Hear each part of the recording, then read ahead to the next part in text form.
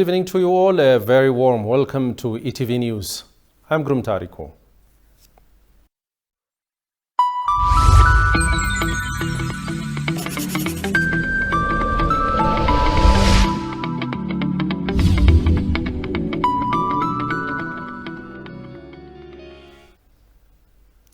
A propaganda war was waged and pressure put by some Western countries on Ethiopia aimed at tarnishing the image of the country. It was an attempt to show that Addis Ababa is not a safe place to host the 35th AU Summit Heads of State and Government due to security issues, but to no avail. Despite the propaganda ploy, Ethiopia has finalized its preparation to receive its African brothers and sisters for the summit. In an exclusive interview with ETV, Jonas Adai, Associate Professor of Peace Studies at the Addis Ababa University, says AU Summit in Addis Ababa exhibits Ethiopia's commitment for political leadership in fighting for Africa's independence. Shagawi Mato reports. For more than a year now, some Western countries, including the United States, where its embassy in Addis Ababa staged a campaign attempting to isolate Ethiopia from the rest of the world by assuming that terrorist PLA forces will triumphantly enter Addis Ababa, causing major security threat to the international community members and their embassies. However, thanks to the efforts of the heroic sons and daughters of Ethiopia, who fought and foiled the orchestrated conspiracy of anti-Ethiopia forces. Therefore, now Ethiopia is hosting African Union Summit after relentless efforts in Addis Ababa in the 1st February 2022. That's why many are saying that implications of hosting the summit in Addis Ababa are immense. In an exclusive interview with ETV, Jonas Adai, Associate Professor and Peace Studies at Addis Ababa University, said that hosting African Union Summit exhibits Ethiopia's commitment for political leadership in fighting Africa's independence. When Ethiopia hosts, particularly Addis, which was supposed to be surrounded, is now hosting African Union, shows at least three things. One, how the Western propaganda, particularly Western media, is ideologized, how it really lost public confidence, and how it is partisan. So this hosting of African Union in Addis exhibited Ethiopia's strong and at the same time committed political leadership that Ethiopia is fighting not only for Ethiopia's independence, but Africa's independence and sovereignty of course, the whole world. It also demonstrates the unity of African countries, how much they also are committed, particularly when one African country is affected or attacked by neocolonialism, then others also have to come to rescue the rest. The meaning of fake news came to the reality. What's meant by fake news? What's meant by misinformation? What's meant by disinformation? And that misinformation, particularly where the source is, and what is real journalism. So it really brought out these three things into surface. Ethiopia is the founder of PanAfricanism movement, the beacon of African freedom, and one of the key countries that played a role for the realization of a unified continental institution. However, Jonas urges that Pan-Africanism ideology needs to be institutionalized to liberate the continent from the current political and economic dependency. So this Pan-Africanism needs to be institutionalized. The broad masses of Africa must buy the idea of Pan-Africanism. Pan-Africanism must be in curriculum, in school curriculum. Students should learn, African children must learn what's meant by Pan-Africanism, why Pan-Africanism, what are its objectives, how it's served through the media. People must really understand about that, and people should discuss it.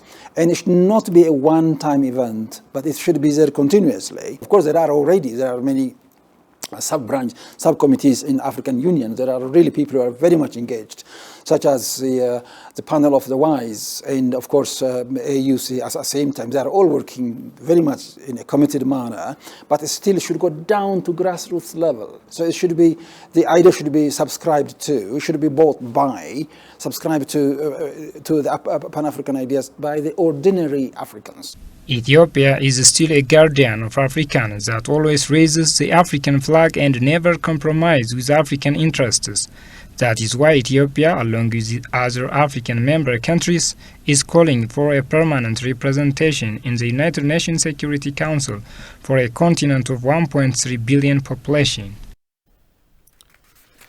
Ethiopia is one of the pioneers of anti-colonialism movement in Africa and played a prominent role in the establishment of the African Union. Ethiopia has also been supporting anti-apartheid freedom fighters. Even some like Mandela were taking trainings in Addis Ababa. Our staff reporter Goshu Moliso paid a visit to a hotel where Mandela stayed back in those days and filed the following story. Nelson Mandela was a South African anti-apartheid revolutionary, political leader, and philanthropist who served as South African president from 1994 to 1999. Mandela took military training in Ethiopia during the era of Emperor Haile Selassie. When he came back from military training, Mandela stayed in Ras Hotel 301 room number. Ras Hotel named this floor Mandela floor to remember the freedom fighter and anti-apartheid revolutionary. Mandela had Ethiopian passport. This shows that Ethiopia had been supporting and safeguarding freedom fighters and neo-colonialism fighters like Nelson Mandela. The great African anti-apartheid fighter stayed here in the Ras Hotel. This room has been used by Mandela after his military training. He stayed at the third floor of this hotel for months in 1962, and the Ras Hotel named this floor Mandela Floor to remember his cherished fight for freedom.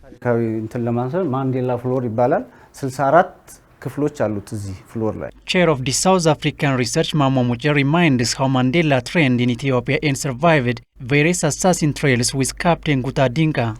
He was trained as a commander by a commando, and he was selected among 4,000 police officers. And I think the main reason they selected him, but Madiba doesn't know he was looking after him. 2 people were assigned that they look after Madiba, but Madiba was not supposed to know them. They keep a distance. They kept a distance, watching him but the they entire watch time. him all the time to make sure that he is protected. Ethiopia African leader Nelson Mandela arrived to thank the former OAU for its help in struggle against apartheid, 9 March 1990.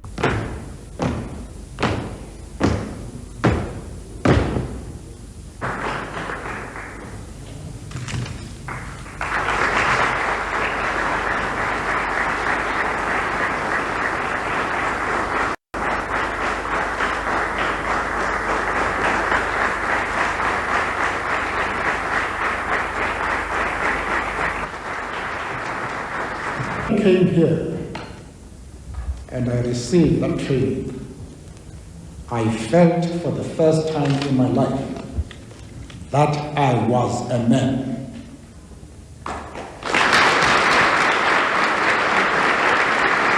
Nelson Mandela has been issued an Ethiopian passport in 1962 under a journalist profession, which he cherished in his life. Now, Ethiopia is set to build Mandela Museum in Addis Ababa Police College, where Mandela has taken military training in 1962.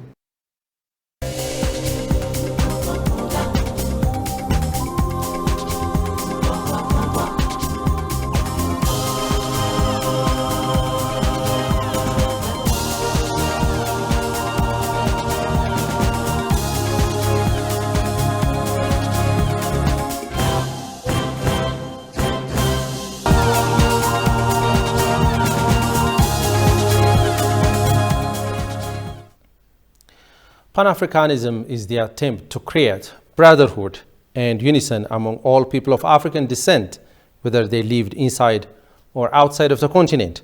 On this move, African Union promotes continental cooperation, commands joint military forces to send to conflict zones, and regularly debates the pros and cons of greater unification. This witnesses Pan-Africanism is still alive in Africa and around the world. That's why Africans say Pan-Africanism is the way to prosper the continent and to promote authentic philosophy of Africans. Kasaun Chani has compiled the following story. Started early in the 19th century, Pan-Africanism mobilized Africans towards a new and free Africa. Do Africans still have these ideals today, or also a thing of the past? When you mention Haile Selassie, Emperor Haile Selassie, and you mention Kwame Nkrumah, these are people who contributed to the idea, and they helped us to develop the ideas of Pan-Africanism. And their ideas and the contributions to that is still very much alive. The paradox is that Pan-Africanism is supposed to be topical, but I'm wondering whether it is indeed topical. It was indeed very topical, okay? But now that we've managed to get independence for all the African countries, it doesn't seem to be as topical as it used to be.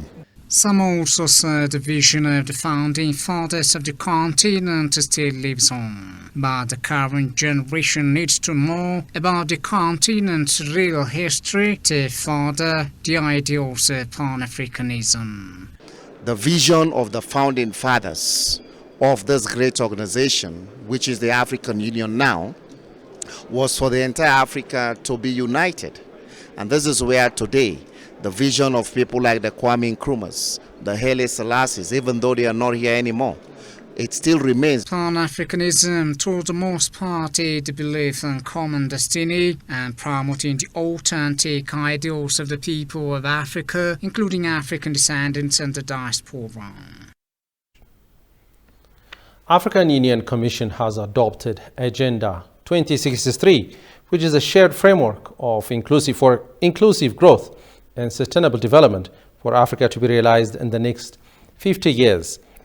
It has many platforms that African countries should realize in the socio-economic as well as political integration between African member states. The agenda also promotes various regional initiatives aimed at accelerating economic integration and development and eradication of poverty and backwardness. And the fruits of Agenda 2063 are becoming visible in the regional economic integration, especially when it comes to East African nations. Abtama Shagri has the following report. Have you not heard of Agenda 2063? What is Agenda 2063? Agenda 2063 is Africa's blueprint and master plan for transforming Africa into the global powerhouse of the future. It is the continent's strategic framework that aims to deliver on its goal for inclusive and sustainable development and is a concrete manifestation of the Pan-African drive for unity, self-determination, freedom, progress and collective prosperity pursued under Pan-Africanism and African Renaissance. The impact of this agenda is already becoming visible in different regions and across spectrum of various areas such as economic and infrastructural development and connectivity going beyond borders. The East African regional connectivity in the economic and infrastructural sphere is cases in point here to realize economic integration of neighboring countries like Kenya, Sudan, South Sudan, among others. Dr. Ahmed chose a soft landing, regional infrastructure development. Recently, Ethiopia and Kenya have inaugurated one-stop border post and inspecting progress in the construction of the Lamu port at the coast of Kenya. Speaking on the occasion, Ethiopian Prime Minister Abiy Ahmed and Kenyan President Uhuru Kenyatta said that the one-stop border post helps to facilitate inter-regional trade as well as economic integration in the region. Without economic integration, there is no way that we can survive in 21st century. These corridors that will provide seamless connectivity and enhance trade and logistics within our region. By actualizing these commitments, we will help spur inter-regional trade and further strengthen regional integration. Since 2018, the Addis Ababa-Djibouti Railway is a new standard gauge national railway that serves as the backbone of Ethiopia's economic integration with Djibouti. Apart from economic integration, this railway project also helps the two nations to solidify their social interactions by transporting close to 1 million passengers. This 2019 report clearly indicated the Ethio-Djibouti Railway generated $40 million in both passenger and cargo revenue, far below the operating cost of $70 million. During the first half of 2020, the railway transported 0.7 million tons of freight. Ethiopia is also undertaking promising power integration activities by realizing flagship mega projects to realize power integration with Sudan, South Sudan, Kenya, Djibouti, Somalia, among others. African head of states and governments signed the 15th anniversary Solomon Declaration to realize the rededication of Africa towards the attainment of the Pan-African vision of and Agenda 2063 is the concrete manifestation of how the continent intends to achieve this vision within a 50-year period from 2013 to 2063. Agenda 2063 aims an integrated, prosperous and peaceful Africa driven by its own citizens, representing a dynamic force in the international arena. Decent work for all. We can build. Meet the two African giants behind the AU, former AAU anthem. It was written as a poem titled Proud to be African by the late Ethiopian poet Tsagay ገብረመድህን, while the music was composed by Kenyan choral composer Arthur Mudugo Kemoli. It has served as the anthem of the former Organization of the African Unity since 1986, before being adopted by the newly formed African Union in 2002.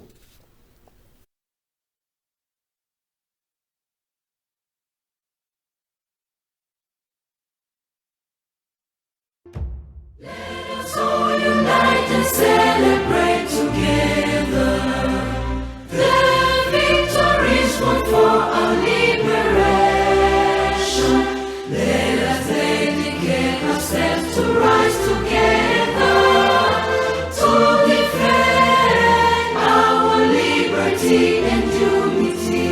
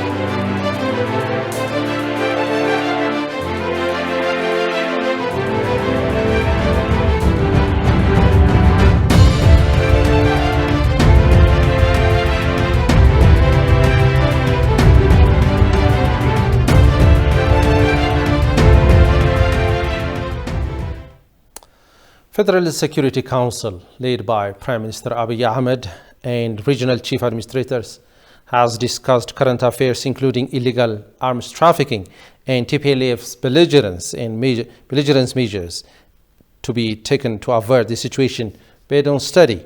The discussion focused on how to maintain peace and security in the country, counter belligerent activities of the TPLF, and adjust informal structures of armed forces created in the context of the conflict in the northern parts of the country. The officials also deliberated on ways of addressing illegal activities that might cause a threat to peace and security of the country. Director General of the National Intelligence and Security Service, Tamasgen Turuna, stressed the need to address corrective measures to prevent any political threats of security in the nation.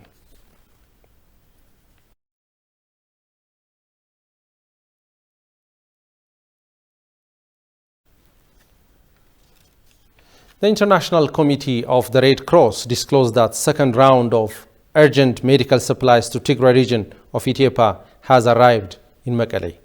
Today, our flight delivered the second round of urgent medical supplies to Tigray region capital, Mekelle, ICRC Ethiopia said. Even if the federal government facilitated air and road transport services to help partners deliver humanitarian support for Tigray region, the terrorist group is disrupting aid flow. The road from Samara to Mekelle through Abala corridor has been blocked due to a series of provocative attacks of the TPLF, according to Government Communication Service. Over the past few days alone, a number of trucks loaded with food and medicine were forced to return back as a result of the latest attacks carried out by the terrorist TPLF in the area after traveling many kilometers. This demonstrates the fact that the terrorist group is still using hunger as a weapon of war, Government Communication Service Minister said on Thursday.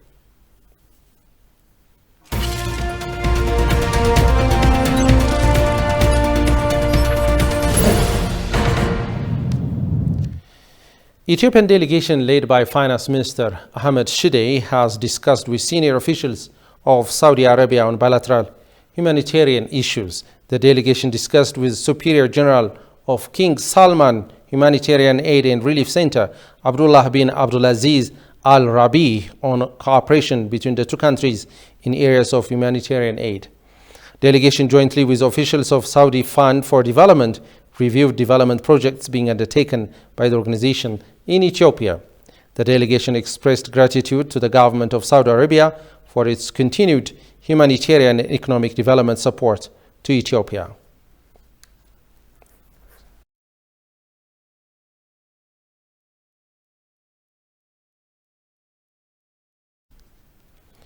Over now to Forex and weather update. Let's have a look.